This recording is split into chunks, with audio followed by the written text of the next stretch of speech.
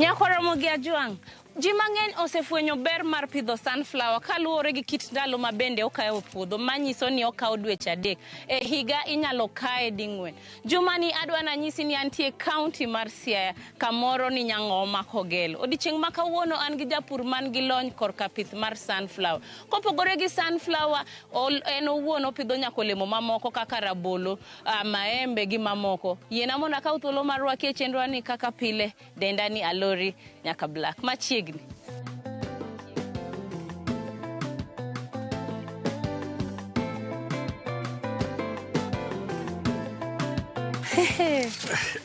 Wachia lori. Ber idhi nade? Ichopo. Achopo. Karibu. Erokamano idhi nade? Adhi maber. Kawuono aneno ka puodho dhi maber. Puodho ber. Puodho ber. Nyicho watiyo, koro wadwa na keyo. Erokamano.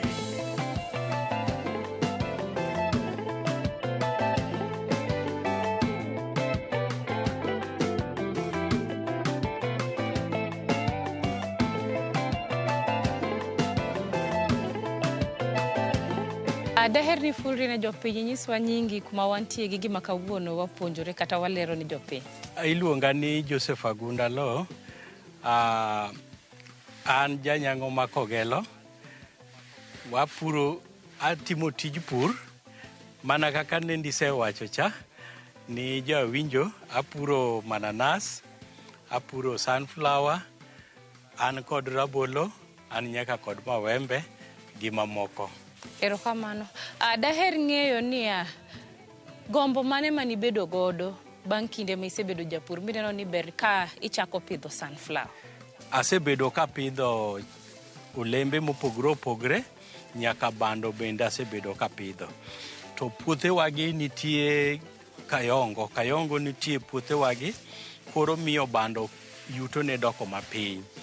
To kipidho sunflower yuto ne ng'eny, to kayongo bende ok chande.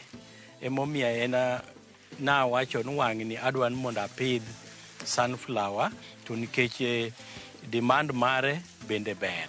Erokamano. Daher ng'eyo ni ere kaka uiko lo? E seche mwa idwa pidho sunflower, to nyaka ing'i ni to iiko lo maber machal nade. Mokwongo ipuro lo, basti ibuse, kisebuso to koro inyalo pidho sunflower. Matiende ni ok en crop ma sensitive ahinya kaka mamoko kaka olembegi. En ochala kaka moduma donge, sunflower inyalo pidhe maber. Koro en pur to kod buso to kod kinyalo goyo ridges, mano be ber nikech ridges kigoyo to biro geng'o ni pi ok bi wuok e puodho. Erokamano ahinya. Spacing kata nafas onego bed marom nade kind sunflower achiel gi nyawade? Sunflower spacing mare anyalo wacho kaka ng'ama osepidho bando, en onge pogruok. Onego ikete 75 centimeters, matiende ni mano rula 2.5, to kod 30 centimeters kiwuok ikodhi achiel nyaka achiel, inyalo keto between 30 centimeters rula achiel gi rula 1.5. 30 to 45 centimeters kuom kodhi achiel nyaka kodhi achiel. Erokamano. Daher ng'eyo ni in iwuon kanichako koth sunflower kata kodhigi nigolo pur? An kanyocha adwa pidho sunflower, an kod hawi maber, jo Ministry of Agriculture nyocha omiwa kodhi ema nyocha chako go. Ma ok ni nanyiewo kodhi. Mak mana ni gie sani to asenyiewo kodhi moro madwa pidho, nikech nyocha natimo nonro mayudo ni nitie kothe man kod mo mang'eny kaka mag hybrid, Hysan ni kod mo mang'eny, nitie moro miluongo ni Kenya Feather bende ber kabisa ni kod mo mang'eny, kendo moro be nitie miluongo ni H8898. Koro mago gin varieties mabeyo moloyo manyocha omiwa ni. Erokamano. Inyalo tero okenge mar germination process mar sunflower? Sunflower kise loso puodho mi ikunyo buche kaka nawacho ni kunyo 75 mano row achiel gi 30 centimeters in kinde kodhi gi kodhi, to ok ikuny deep ahinya, ikunye odwa nobed gimoro kik okal 5 centimeters kech en kodhi matin. To ka kisekete to koro gimoro juma achiel ok obudho, before 1 week to setwi. Kosetwi to koro irito gimoro wiga 3. Kisetieko wiga 3 kata wiga 4 tidoyo. Bas ober kidoye diriyo. Kidoye diriyo nikech ok ing'eni cham kaka sunflower kata gimoro amora mopidh en gima idwaro ber kuome. Koro nyaka imiye rit makende ma ok iwe mondo buya ohinge, nyalo maye chiemo matiek.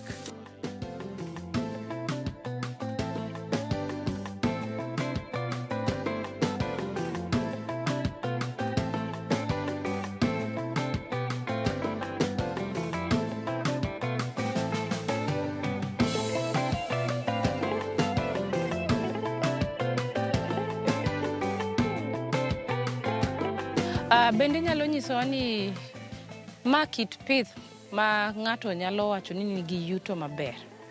In iwuon kuom higni kata ndalo ma bende isebedo kipidho. Ka wacho chon na pidhe ndalo moro to kod gima neno sani, mae kit pith monego sani wapidh Siaya waka kata mana Nyanza waka, nikech wanie kama thurwa kae cash crops kata cham makelonwa pesa tin, kendo miyo ok wasebedo ka wawinjo maber ahinya pur. To sunflower en kit cham ma ok dwa tich mang'eny, bende ok odwa pesa mang'eny, to yuto ne to ber, nikech market mare chiche bende sani duong'.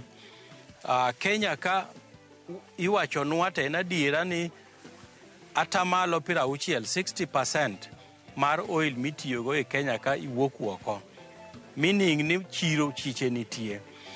To gimomiya gombo kabisa ni kane beto jothurwa onego pidh sunflower, tije yot. En achiel kuom cham ma tije yot to return ne to ber. Nikech kitiyo per acre kipidho hybrid titiye maber, kitiyo kod pesa ma ok kal 40,000 to ok ibi yudo pesa matin na 100,000. Omiyo yuto ne ber, demand mar sunflower bende malo, to kawe mano koro mae maparo ni kendo koro ber ne kabisa madagomb ni ji owinji. Ka in kod kin japur madwa pidho gwen, sunflower cake en chiemb gwen number 1. To wiyegi, wi sunflower onge part mar sunflower mabedo wasted. Kata mana kore ni irego to dhok chamo, to wiye ni bende kwasegolo kodhi, to wiye muneno ni mae koro kendo chiemb dhok gi gwen. Omiyo onge kamo mabedo wasted. Yes. Erokamano. Value additions moko bende manya yudore e sunflower? Mang'eyo en ni ogolo sunflower cake, ogolo oil, husks negi gin chiemb dhok, kata gwen, kata animals mamoko, kata nguruwe. Omiyo kochopo kanyo tanyalo wacho ni onge part mar sunflower madhi waste. Yes. Omiyo en cham makaber, to jothurwa tije yot, to pese ber.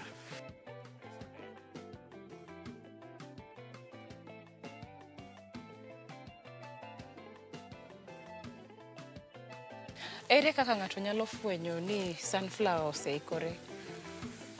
Kidwa ng'e ni sunflower oseikre, to irango toke ma koselokre yellow, to ng'isi ni mano koro en ready for harvesting. En mature. To mar ariyo, inyalo timo another test ka iyudo ka en ready to koro maua gi lwar alwara te. maber maonge shida kata matin. Mano koro oromo. En very ready. En ready for harvesting. Koro kidwa ng'ade, to ing'ade gi ka. Ing'ade gi ka, to koro mano isegole, koro inyalo ter timoye kaka en no. Kuom kata ndalo 3 bas yak wasuse. Yes. Ka wawach ni kisekeyo ma imoyo gi, gin ang'o kendo manya yudore kopogore gi taka ma bende nya yudore kose kage? Sama wasekaye to mana ma wachogo, mae koro idhi mane biyo, to tokeni to koro en mimiye jamni. En ema mae koro patni. Kosegol kodhi. Ma kodhi onge to koro mae dhiang' chamo kabisa, kendo inyalo rege ma jamni cham. Koro kae midhi yudie sunflower cake kod oil. To ma to koro chiemb jamni ma ok wit kata matin. Omiyo ober nikech en crop manyalo miyo ipidh kata gwen, pidh dhok yo mayot. To en kod a lot of proteins. This part, en got a lot of proteins for the animal, for ma jamni nyalo benefit ye. Yes. Gimoro kendo ma daher ng'e ni akia ni wuo kit tuoche ma bende samoro yudore e puothi kae, bende nitie moro minya wacho ni nitie kudni kata tuo moro ma osehinyo ma wanya neno? Gie sani to kanyal wacho, en mana ni kane gichako wuok piny, to ne waneno moko manobedo affected gi virus, to sani to koro kionge, ok inyal wacho. Sani, but watema ne rango, kadwa yud kata ka moro dibed gi shida. Mano bose ikre, mae be wang'ola ng'ola to wadhigo, kech en ready. Kendo kiwe bo ikre maber kama, to kata mana moye doko mayot, ginene suse be doko mayot. Yes. Kendo iyudo ka koro en kod oil content maber. Kendo motuo moloma kabisa. Gin mana colors mopogore opogore. Wan kod color ni, wan gi marateng', abro kata nyisi color marachar. Mano be kik buog japur koyudo ka en gi colors mopogore opogore. Sana kodhi manyomiwa ni, to nitie moko marachere. Moseikre kabisa. Kendo gunia koro wanyalo ketogi aketi ogunia ka. Adwa mondo atem mondo ineno kata rangi ma opogore gi marateng' cha.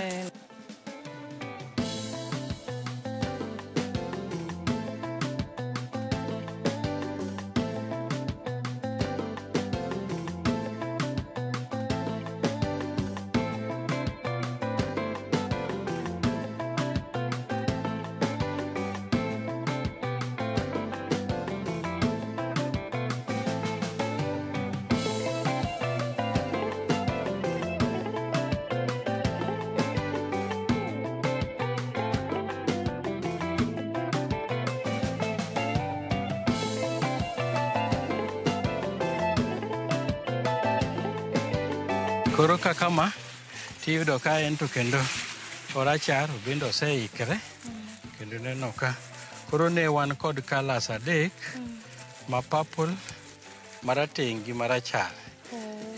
Giduto ne gini kodhi achiel no.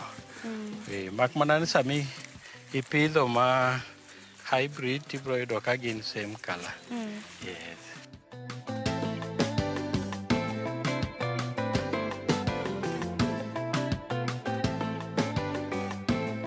Nyakwa Ramogi Ajuang', wachopo giko ma kidieny mokwongo. Wadwa kawo dakika moko machuok wadhi e yweyo, aeto bang'e waduogo. Kik idhi mabor.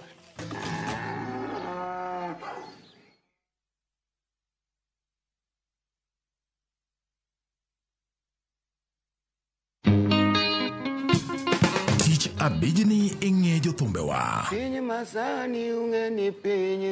Wagomba kod Opiyo Bilongo. Mano yudo tiegruok mathoth ewi gwelo gita kod loso wende hera kowuok kuom japuonjre mar thum, Dr. Osito Kale. Koro kabiro dala ka, tema yudo Osito Kale. Agwele matin to Osito be winjo lweta ne akane athini nyalo gwelo gimoro. Bende omiyowa mopondo moseneno ei thum. Ng'at mane wawero go duol achiel ni, ne nitie tuo moro manoonre kuoma Kisiri. Gino ne chanda makata ka donje stage to ne ok anyal wero. Ng'e jothumbewa gi Solomon Atito Kafaya. Tich abich kochakore saa 2 okinyi kendo inuoye ngeso saa 5 onyango e Ramogi TV. Kik bai.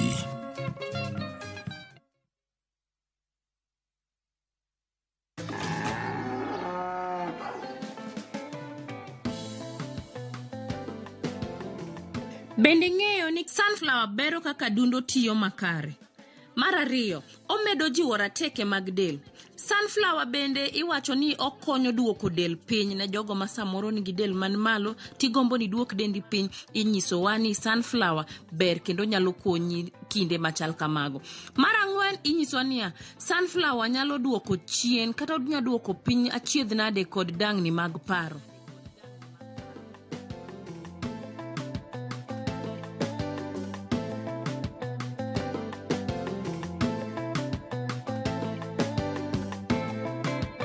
Nyakwara Ramogi Ajuang machiegni kendo e kidieny mar ariyo ka bende adwa na par ni kawuono antie Siaya County kamoro ni Nyang'oma Kogelo. Odiochieng' ma kawuono wapuonjore kit pith mar sunflower. Gi kinde ma bende wan godo kae niya, bang'e kane wasekayo kata wasekeyo, nwatimo nang'o, nwating'o sunflowers waketo gi kae. Kidieny ni wadwa nyiso kaka imoyo sunflower onego bed no kawo ndalo adi, ang'o monego bed ni timo, aeto bang'e wabro dhi e processing area machiegni kendo e kidieny mar ariyo. Koro mekwa gi iseketo ka. Maber. Erokamano. Idhi nade? Adhi maber. Mandalo? Wadhi maber. Ngima maber. Nyasaye rita. Erokamano. An bo rita maber. Mano Aneno ka bende udich. Wadich matin. Koro kawuono ang'o mitimo kae? Kawuono wase omo sunflower e puodho. Koro sani wamoye, kwatieko moye, bang' ndalo 4 to wachako suse. Ka wase suse, to wamoye kendo, kaeto wachako piedhe. Kaeto kwatieko piedhe mwalose maber, to waketi ogundni, waneno no gunde owuok adi, bas kaeto watero kama warego gie mondo gilokre mo. Erokamano. Koro kae iwacho ni misuse? Kae masuse. Okay. Sari inyalo teng'e gi lweti kata inyalo gole gi pala kama ok otek. Koro an bedo nganya teng'o. Inyalo teng'o. Apoko tuo maber wayier moset. Koro kama.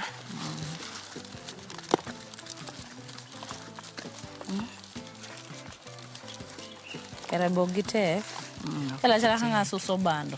Chala ng'ama suso oduma ma kochiek maber to bo wuok mayot. Wuok mayot makata koro iteng'e ateng'a to wuok awuoka. Koro ka gole kamae, ka wase suse kama to wamoye. Ka wase moye to wamoye ndalo achiel. En koro imoye ndalo achiel. Kaeto koro ichako kuore. Ipiedhe kata ikuore. Kaeto dong' koler makoro ikete ogunde.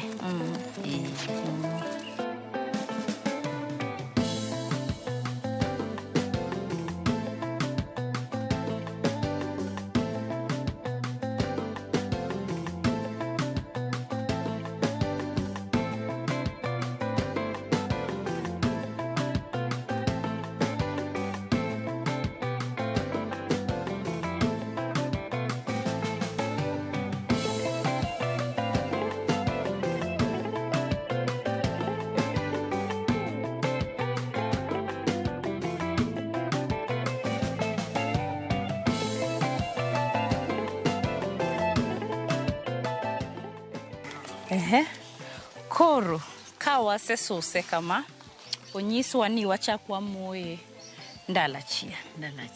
Kwasemoye bang' ndalo achiel to wadhi wachako koro piedhe, wakuore kaito bas wapiedhe maler godheru, kaito koro wapange ogunde. Haya.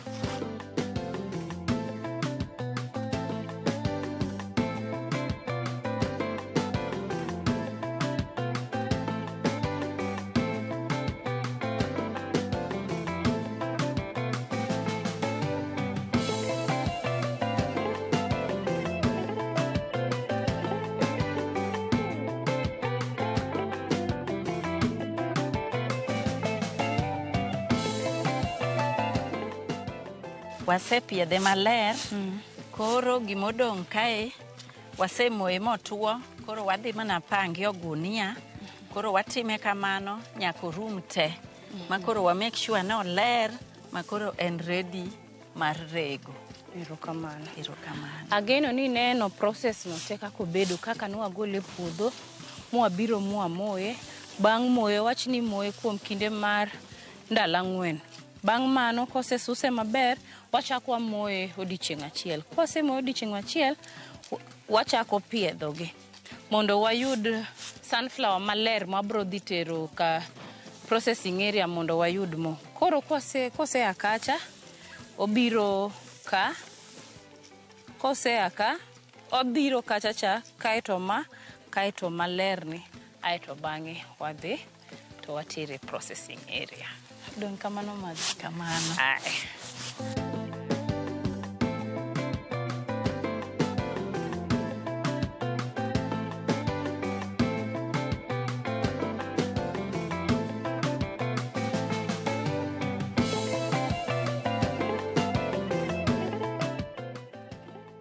Koro mae e sunflower wa, mae sunflower mabende wadwa tere processing area. Kaka ineno ni ma gunia ni wasetemo mondo wapong'e mondo wadhi wang'e nodhi bedo nwa kgs kata kilos adi. Wadhi uru. Madhe, we nyis jogo lo ketna go e but ka. Erokamano.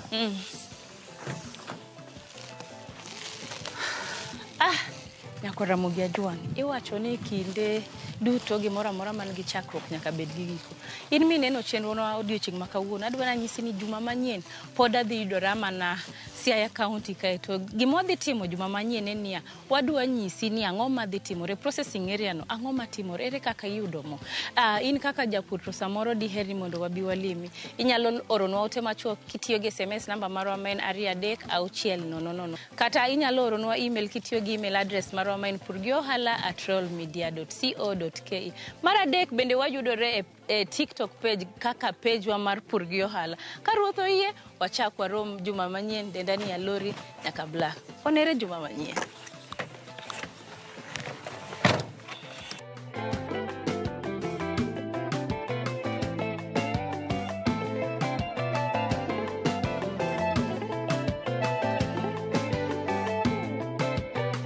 Kai watimo kanga afamu kelo sunflower, to wacheko the quality of the seeds. Wacheko the quality of the seeds to giler. Kaka olos gi maler to gituo.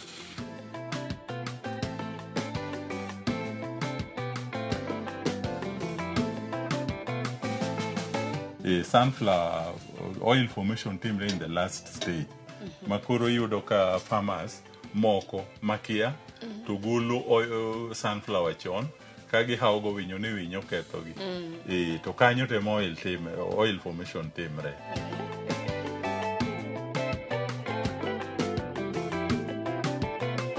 Mondo mine chenro ni kod mamoko mag Pur gi Ohala, donji e viewsasa.com